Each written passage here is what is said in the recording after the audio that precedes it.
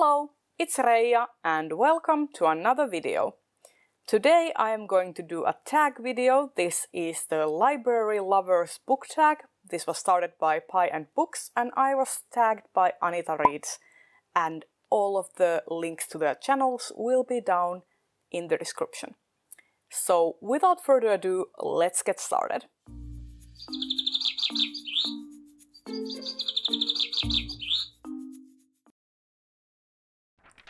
I tend to visit my library whenever I have holds coming in, so depends, like once or twice a month. And usually when holds are coming in, I also browse through the actual stacks. But since my library where I frequent most often is situated at the place where I go shopping, I also sometimes just go if the mood takes me and browse the stacks on my spare time. For example, if I'm waiting on friends or something. So it depends. I most often go like once or twice a month to pick up books, but then I might sprinkle in other times that I visit.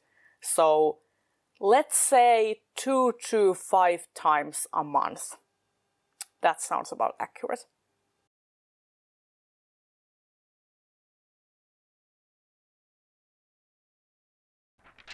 I am definitely the kind of person who checks out way more books than I can possibly read, and it's super annoying. It's annoying to me, it's annoying to my partner, and it's probably annoying to the people who would want to be reading those books, but I want to read them too.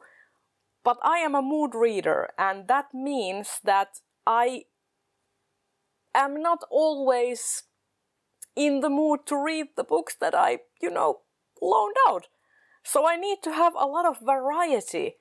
In most cases, I do end up reading the books that I loan out eventually. I might, reloan them or return them and then loan them out at a later date and renew my loans, etc. It depends. But yeah, I tend to borrow a huge pile of books and then maybe read 1/3 of them. That's a problem. I was 7 years old. I started school when I was 7, and one of the first things that we did when we were first graders was to actually go with the teacher and get our library cards. And prior to that, I had used my mother's library card, or my mom had taken us to the library and let us browse things from the stacks, and then she would borrow them out. But yeah, I was 7 years old. Unless I'm there to pick up holds, which are obviously books that are particular and I have put holds on them, when I browse the stacks, I'm usually just looking for any book that piques my interest. I usually don't go to the stacks expecting to find something that I am like looking for. If I have a book that I know I want to read, I will always search it on the library app that we have and put a hold on it instead of going to the library and taking a chance on whether it is there or not. But when I am browsing the stacks, I just, look for something that piques my interest, something with a beautiful cover or an interesting blurb or anything. I just really like the tactile feeling of, touching books and browsing through them. And it's a very calming experience when I go to the library and just, hang out and browse the stacks.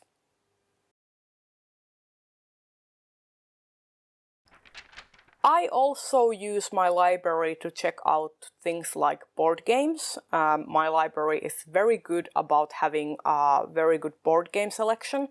So instead of always buying new board games, I get to try them out beforehand, so that's nice.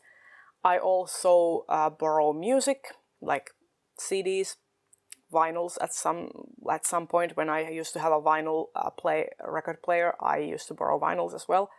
Movies not so much, because I tend to go to the cinema a lot, and then when the movie comes out on Blu-ray, if the movie was good, I tend to just purchase it. So I don't borrow them from the library that much, but there is a very good Blu-ray selection too in my library, so I could do that.